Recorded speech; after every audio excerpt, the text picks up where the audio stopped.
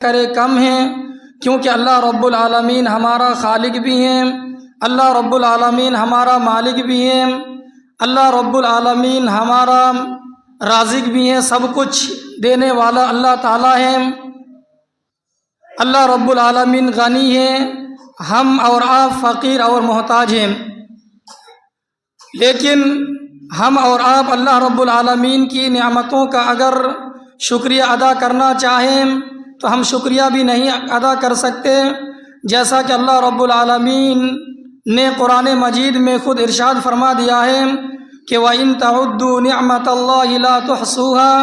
اے دنیا میں بسنے والے لوگوں، اے دنیا میں بسنے والے انسانوں، اگر تم سارے انسان مل کر بھی اللہ رب العالمین کی نعمتوں کو گننا چاہو، شمار کرنا چاہو تو لا تحصوها، تم گن نہیں سکتے، شمار نہیں کر سکتے۔ تو ہم اتنا تو کہہ سکتے ہیں کہ الحمدللہ جتنی بھی تعریفیں ہو سکتی ہے تمام تعریف اللہ رب العالمین ہی کے لیے لائق اور سزاوار ہے۔ عزیز بھائیوں، انہی نعمتوں میں سے ایک نعمت یہ زندگی ہے۔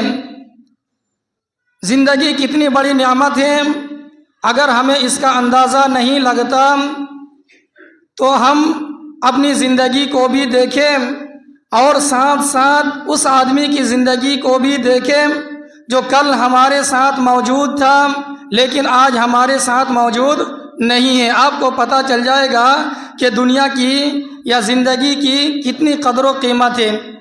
اسی طرح زندگی کو اگر دیکھنا چاہیں، زندگی کی قدر و قیمت کو جاننا چاہیں اور معلوم کرنا چاہیں تو آپ دیکھیے اس انسان کو جو انسان ابھی زندہ ہے لیکن اللہ رب العالمین نے اس کی صحت کو بگاڑ دیا، اللہ رب العالمین نے اس کو ایسی بیماری سے لاحق کر دیا، ایسی بیماری دے دیا کہ انسان زندگی میں رہ کر زندگی سے پریشان ہو جاتا ہے اور یہ سوچتا ہے کہ ایسی زندگی سے بہتر تو یہ ہے کہ ہماری موت آ جائے، لیکن ایسی حالت میں بھی زندگی سے پریشان ہو کر بھی موت چاہنا اور موت کی خواہش کرنا ہمارے لیے جائز نہیں ہے۔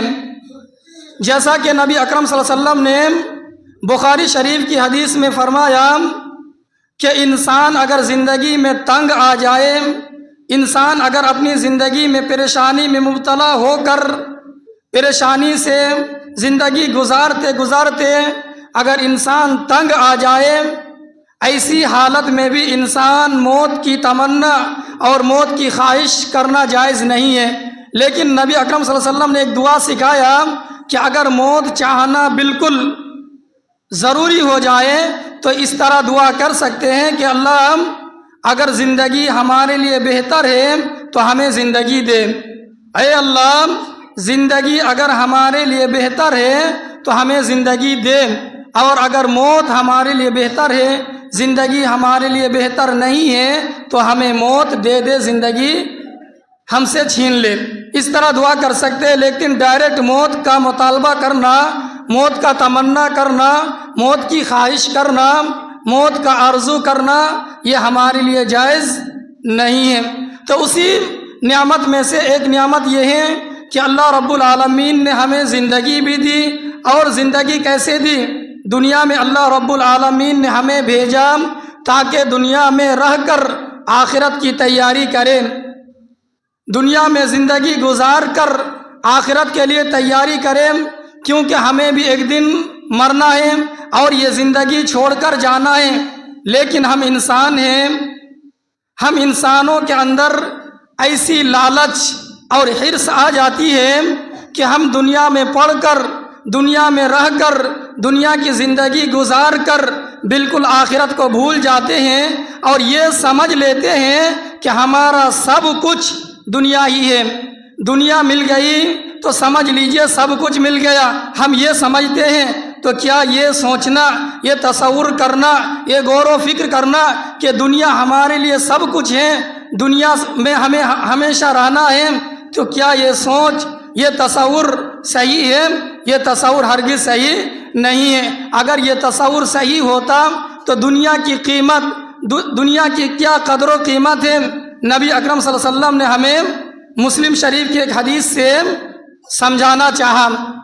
غور سے سنیے گا، نبی اکرم صلی اللہ علیہ وسلم نے دنیا کی مثال کیسے دیا، اور اس مثال کو سن کر، اس مثال کے اوپر غور و فکر کر کے ہمیں آخرت کی تیاری کرنی ہوگی، آخرت کی تیاری کرنی ہمارے لیے واجب ہو جائے گی۔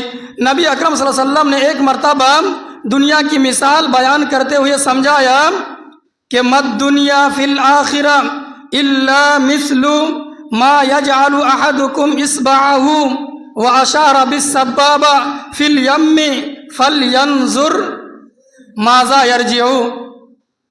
اللہ کے نبی صلی اللہ علیہ وسلم نے ایک مرتبہ سمجھایا کہ دنیا کی مثال آخرت کے مقابلے میں، ایک طرف آخرت کو لے لیجئے اور دوسری طرف دنیا کو لے لیجئے، تو نبی اکرم صلی اللہ علیہ وسلم نے دونوں کو سمجھاتے ہوئے کہا کہ دنیا کی مثال کیسے ہیں، کہ دنیا کی مثال اسی طرح ہے کہ ایک آدمی اپنی انگلی کو سمندر میں ڈالے، سبحان اللہ، ایک آدمی اپنی انگلی کو سمندر میں ڈالے اور ڈالنے کے بعد پھر اس انگلی کو سمندر سے اٹھا لے۔ کیا کرے؟ ہر آدمی دنیا کے بارے میں اگر غور و فکر کرنا چاہے تو اپنی انگلی کو سمندر میں ڈالے، پانی میں ڈالے، اور ڈالنے کے بعد پھر انگلی کو اٹھائے۔ اس کے بعد نبی اکرم صلی اللہ علیہ وسلم نے سمجھایا کہ جو پانی انگلی سے آ جائے گا، جو پانی آپ کی انگلی میں آئے گا، وہ دنیا ہے اور سمندر آخرت ہے۔ سبحان اللہ، ذرا غور کیجئے، نبی اکرم صلی اللہ علیہ وسلم نے ہمیں مثال کے طور پر اسی لیے سمجھانا چاہا کہ بندہ مثال میں غور و فکر کرے اور آخرت کی تیاری کرے۔ تو کیسے مثال دیا کہ ایک آدمی اگر دنیا کی مثال سمجھنا چاہے، دنیا کے باروں میں غور و فکر کرنا چاہے، دنیا اور آخرت کا مقابلہ کرنا چاہے، تو اپنی انگلی کو سمندر میں ڈالے، اور سمندر میں ڈالنے کے بعد پھر وہ انگلی کو اٹھائے، جو پانی انگلی میں آ جائے وہ پانی کیا ہے؟ دنیا ہے، اور سمندر آخرت ہے۔ دوستو ذرا غور کیجئے، اس سے سمجھ میں یہ آتا ہے کہ آخرت کے مقابلے میں دنیا کی مثال بہت ہی کم ہے، بہت سی تھوڑی ہے، یہ ایک بات معلوم ہوا۔ اور دوسری بات اس حدیث سے یہ معلوم ہوتا ہے کہ دنیا کی زندگی ختم ہونے والی ہے۔ کیسے سمجھ میں آئی؟ جس طرح آپ کی انگلی سے جو پانی نکلتا ہے وہ پانی کچھ دیر کے بعد، کچھ وقت کے بعد وہ پانی سوکھ جاتا ہے، ختم ہو جاتا ہے۔ تو یہی مثال ہے دنیا کی کہ دنیا کی زندگی چاہے کتنی لمبی ہو جائے، ہمیں دنیا میں کتنی لمبی عمر مل جائے، لیکن ایک نہ ایک دن دنیا ختم ہو جانے والی ہے، ایک نہ ایک دن ہماری زندگی ختم ہو جانے والی ہے، اور آخرت باقی رہنے والی زندگی ہے۔ آخرت کو مثال دیا سمندر سے کہ سمندر کا پانی کبھی ختم نہیں ہوتا۔ تو معلوم یہ ہوا اس مثال سے کہ ہمیں غور و فکر کرنا چاہیے اور سوچنا چاہیے کہ یہ 2 دن کی زندگی، یہ 4 دن کی زندگی جو ہمیں ملی، یہ اللہ رب العالمین نے یہ ایک امتحان کے لیے دیا، ایک ایگزام کے لیے دیا۔ اس زندگی میں ہمیں اور آپ کو آخرت کے لیے تیاری کرنی ہے، کرنی پڑے گی۔ ایک اور مثال دیا نبی اکرم صلی اللہ علیہ وسلم نے، ایک مرتبہ اللہ کے رسول صلی اللہ علیہ وسلم، یہ بھی ترمذی شریف کی حدیث ہے، نبی اکرم صلی اللہ علیہ وسلم نے ایک مرتبہ کچھ صحابہ کرام کے ساتھ چل رہے تھے۔ اب راستے میں چلتے چلتے ایک بازار ہو کے گزرے۔ اب جب بازار ہو کے گزرے اللہ کے رسول صلی اللہ علیہ وسلم، تو اللہ کے رسول صلی اللہ علیہ وسلم کیا دیکھتے ہیں کہ کچھ لوگ ایک بکری جو بالکل بکری مر چکی تھی، اس بکری کو گھسیٹ رہے ہیں۔ لوگ ایک مری ہوئی بکری کو گھسیٹ کر لے جا رہے ہیں۔ نبی اکرم صلی اللہ علیہ وسلم نے دنیا کی مثال سمجھانے کے لیے صحابہ کرام کو مخاطب کیا اور سب کے سامنے یہ حدیث بیان کی، اے لوگو سنو، اس مری ہوئی بکری کو تم میں سے کوئی 1 درہم میں کون خریدے گا؟ تم میں سے کون ایسا آدمی ہے، تم میں سے کون ایسا شخص ہے جو اس مری ہوئی بکری کو 1 روپیہ میں، 1 درہم میں خریدے گا؟ صحابہ کرام نے کہا اے اللہ کے رسول، یہ بکری اگر زندہ ہوتی تب بھی ہم اس کو نہیں لیتے، اس لیے کہ اس کے اندر ایک عیب ہے، اس کا کان جو ہے بہت چھوٹا ہے، تو اسی لیے اس کو زندے میں تو ہم لوگ نہیں لیتے، یہ تو اب مر چکی ہے، ہم میں سے کون لے گا؟ 1 روپیے کی کیا بات، 1 درہم کی کیا بات کرتے ہیں، ہم میں سے کوئی آدمی اس بکری کو فری میں بھی نہیں لے گا۔ یہ صحابہ کرام نے جب کہا تو اللہ کے رسول صلی اللہ علیہ وسلم نے اب جو سمجھانا چاہا، اللہ کے رسول نے سب کو مخاطب کیا، اے لوگو سنو، اس دنیا میں تم اس مری ہوئی بکری کو خریدنا نہیں چاہتے، لیکن سنو، اس دنیا کی مثال، جس زندگی میں ہم کیا کرتے ہیں، ایک دوسروں کا خون خرابہ کرتے ہیں، جس زندگی کو لے کے ہم کیا کرتے ہیں، نماز کو ضائع کر دیتے ہیں، یہی زندگی، جس زندگی کو ہم سب کچھ سمجھتے ہیں اور یہ سمجھتے ہیں کہ دنیا مل گئی، دنیا ہماری ہے، نہیں، اس دنیا کی مثال اللہ کے رسول نے دیا کہ اس دنیا کی مثال اس مری ہوئی بکری جیسی بھی نہیں ہے۔ اس مری ہوئی بکری کی قیمت 1 درہم تو ہو سکتی ہے، لیکن اس دنیا کی مثال اس مری ہوئی بکری جیسی بھی نہیں ہے۔ دوستو، یہ 2 مثالوں سے سمجھیے کہ دنیا کی قدر و قیمت کچھ بھی نہیں ہے۔ اگر کچھ قیمت ہوتی دنیا کی تو اللہ کے رسول صلی اللہ علیہ وسلم اس طرح مثال دے کے نہیں سمجھاتے۔ اب دیکھیے ایک اور مثال اللہ کے رسول صلی اللہ علیہ وسلم نے آخرت کو اور دنیا کو سمجھانا چاہا کہ دنیا کی کیسی مثال ہے اور آخرت کی کیسی مثال ہے۔ انسان اس دنیا سے جانے کے بعد، انسان کو اس دنیا سے گزر جانے کے بعد، اگر انسان کے نامہ اعمال میں نیکی زیادہ ہوگی، نیک کام زیادہ ہوگا، اچھے کام زیادہ ہوں گے، تو انسان کو جو اللہ رب العالمین جنت نصیب کرے گا، اس جنت کی جو اللہ رب العالمین نے مثال دیا ہے، ذرا غور کیجئے۔ اللہ رب العالمین کا ارشاد ہے سورہ آل عمران، سورہ نمبر 3 آیت نمبر 133 کے اندر اللہ رب العالمین کا ارشاد ہے کہ وَسَارِعُوا إِلَى مَغْفِرَةٍ مِّن رَّبِّكُمْ وَجَنَّةٍ عَرْضُهَا السَّمَاوَاتُ وَالْأَرْضُ وَأُعِدَّتْ لِلْمُتَّقِينَ۔ اے لوگوں ذرا غور و فکر کرو، اے لوگوں ذرا دنیا میں رہ کر ذرا سوچو سمجھو کہ مرنے کے بعد اللہ رب العالمین انسان کو جو جنت دے گا، سبحان اللہ، سب کو دعا کرنا چاہیے، ہر انسان کو یہ دعا کرنی چاہیے کہ ہمیں بھی مرنے کے بعد اللہ رب العالمین جنت نصیب کرے، آمین۔ تو دیکھیے اللہ رب العالمین انسان کو جو جنت نصیب کرے گا، جنت دے گا، اس جنت کی چوڑائی کتنی ہوگی، اللہ رب العالمین قرآن کی اس آیت میں بیان کرنا چاہتا ہے کہ وَسَارِعُوا إِلَى مَغْفِرَةٍ مِّن رَّبِّكُمْ وَجَنَّةٍ۔ اے لوگوں صرف دنیا دنیا نہ کرو، وَسَارِعُوا إِلَى مَغْفِرَةٍ مِّن رَّبِّكُمْ، دوڑو اس جنت کی طرف اور اللہ رب العالمین کی مغفرت کی طرف، جس جنت کی چوڑائی آسمان اور زمین کے برابر ہے، سبحان اللہ، اس جنت کی طرف دوڑو، اللہ رب العالمین کی مغفرت کی طرف سبقت کرو، اللہ رب العالمین کی مغفرت کی طرف چلو، جس جنت کی چوڑائی آسمان اور زمین کے برابر ہے۔ ذرا غور کیجئے، جس کی چوڑائی اتنی ہے کہ آسمان اور زمین کے برابر، اس کی لمبائی کتنی ہوگی واللہ عالم، اللہ تعالیٰ ہی زیادہ جانتا ہے۔ تو ہمیں کیا کرنا ہے اس زندگی میں، اس جنت کی طرف چلنا ہے، اس جنت کے لیے تیاری کرنی ہے، اس جنت کے لیے ہمیں کام کرنا ہے، اس جنت کے لیے ہمیں نیک کام کرنا ہے، اللہ رب العالمین کو راضی کرنا ہے، اللہ رب العالمین کی خوشنودی حاصل کرنا ہے، جس جنت کی چوڑائی آسمان اور زمین کے برابر ہے۔ اب سوال پیدا ہوتا ہے کہ اللہ رب العالمین نے ایسی جنت کو تیار کس کے لیے کر رکھا ہے؟ تو اللہ رب العالمین نے خود اس کا جواب بھی دیا ہے کہ وَعِدَّتْ لِلْمُتَّقِينَ، جس جنت کو اللہ رب العالمین نے متقیوں کے لیے، پرہیزگاروں کے لیے، نیک کام کرنے والوں کے لیے، اللہ رب العالمین کو راضی کرنے والوں کے لیے تیار کر رکھا ہے۔ تو معلوم یہ ہوا دوستو، ہمیں آخرت کی تیاری کرنی ہے اس دنیا میں۔ اگر ہم نہ کریں گے تو یہی دنیا ہمارے لیے خسارہ ہو جائے گی، یہی دنیا ہمارے لیے وبال ہو جائے گا، یہی دنیا ہمارے لیے رسوا کن ہو جائے گا۔ تو اس دنیا میں ہمیں آخرت کو ہی تیاری کرنی ہے، آخرت کو بھولنا نہیں ہے۔ اب دیکھیے ایک مرتبہ ایک اور قرآن کی آیت میں اللہ رب العالمین نے ہمیں سمجھایا کہ سابقوا الی مغفرۃ من ربکم وجنۃ، کہ تم لوگ چلو اللہ رب العالمین کی اس جنت کی طرف سبقت کرو، اللہ رب العالمین کی مغفرت کی طرف، اور اللہ رب العالمین کی رضامندی کی طرف چلو، جس کی لمبائی کیا ہے، وہی آسمان اور زمین کے بارے میں ہے، اور اللہ رب العالمین نے اس کو تیار کیا ہے۔ ذالک فضل اللہ یؤتیہ من یشاء، کہ اللہ تعالیٰ نے اس کو بنایا، یؤتیہ من یشاء، یہ جنت دے گا کس کو؟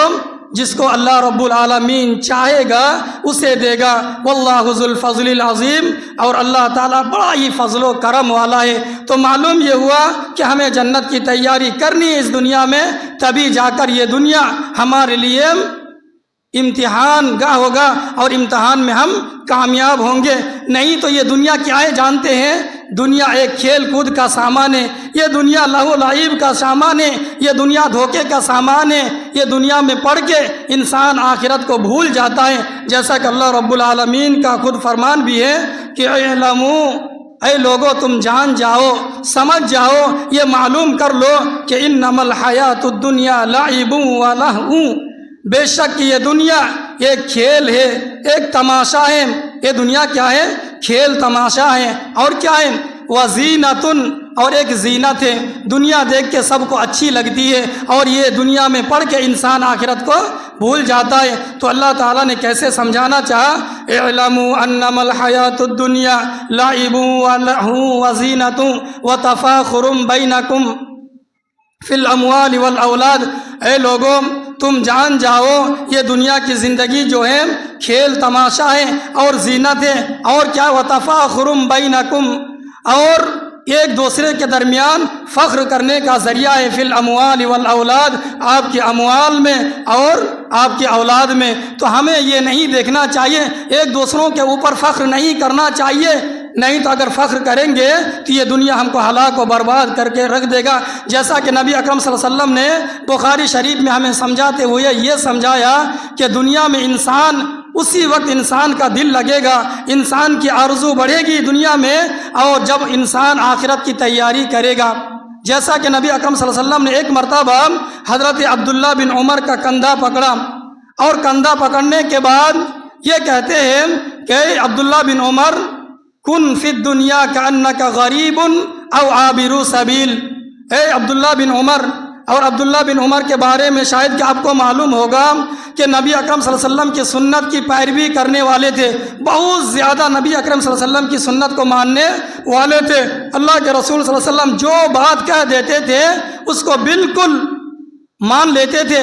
اس عبداللہ بن عمر سے اللہ کے رسول نے ایک مرتبہ کہا، کندھا پکڑ کے، اور کہا ہے عبداللہ بن عمر کن فی الدنیا کأنک غریب او عابر سبیل، کہ تم دنیا میں اس طرح رہو گویا کہ ایک اجنبی آدمی رہتا ہے، ایک پردیسی آدمی رہتا ہے، یا ایک مسافر آدمی رہتا ہے۔ ذرا غور کیجئے، کہیں سے ایک اجنبی، ایک پردیسی آدمی ہمارے علاقے میں آئے کسی ضرورت کے لیے، جب ضرورت پوری ہو جائے گی تو وہ آدمی ہمارے علاقے میں رہیں گے؟ کبھی نہیں رہیں گے۔ ایک مثال دیا مسافر سے، ہم سفر کرتے ہوئے کہیں گئے ہیں، اب جب سفر میں ہمارا کام ہو جائے، ہماری ضرورت پوری ہو جائے تو کیا ہم سفر میں رہیں گے؟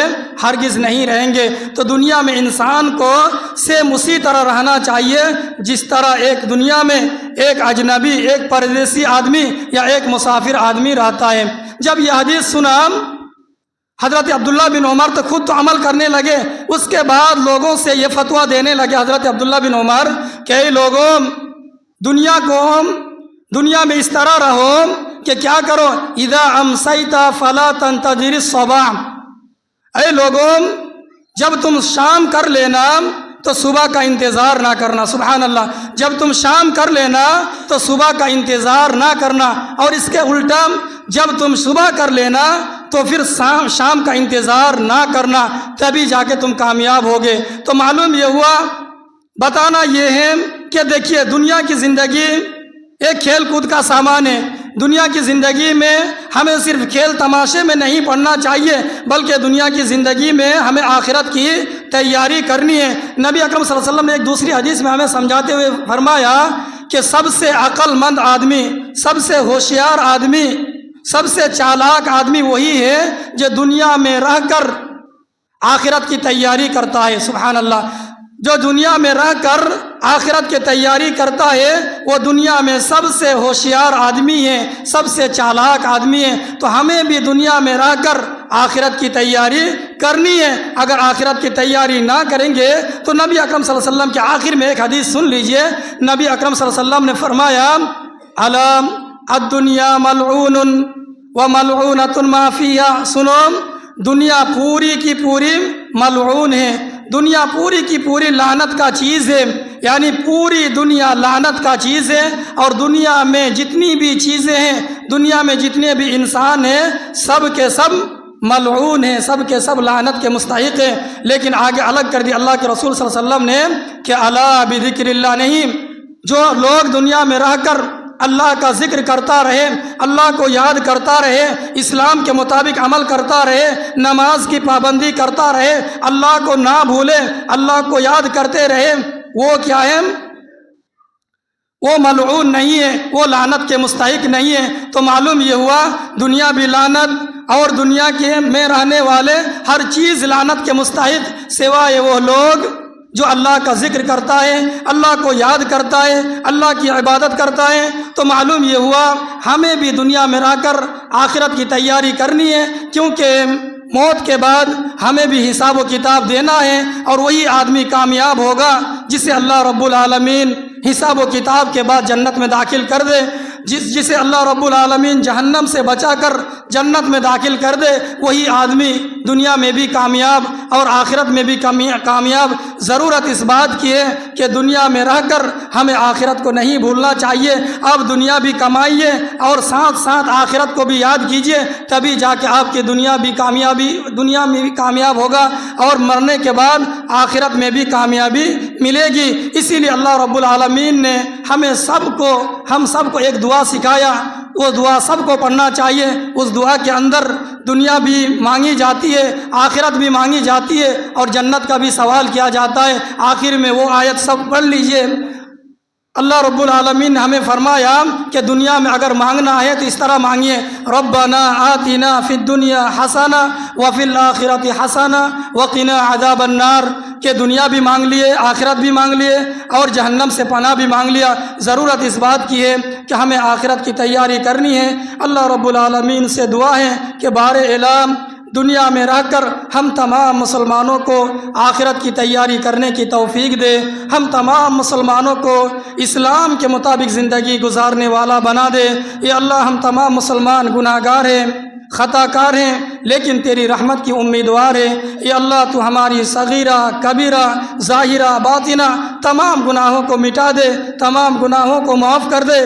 یا اللہ، اگر ہماری گناہوں کو تو معاف نہیں کرے گا تو ہم تو رسوا ہو جائیں گے، ہم ذلیل و خوار ہو جائیں گے۔ اے اللہ، بار بار تجھ سے وہی سوال کرتے ہیں کہ ہمارے صغیرہ کبیرہ ظاہرہ باطنہ تمام گناہوں کو بخش دے۔ اے اللہ، ہم تمام مسلمانوں کو جب تک دنیا میں زندہ رکھے اسلام پر زندہ رکھ، اور جب ہمارا خاتمہ ہو تو اسلام پر ہو، کلمہ پڑھتے پڑھتے ہماری موت آئے۔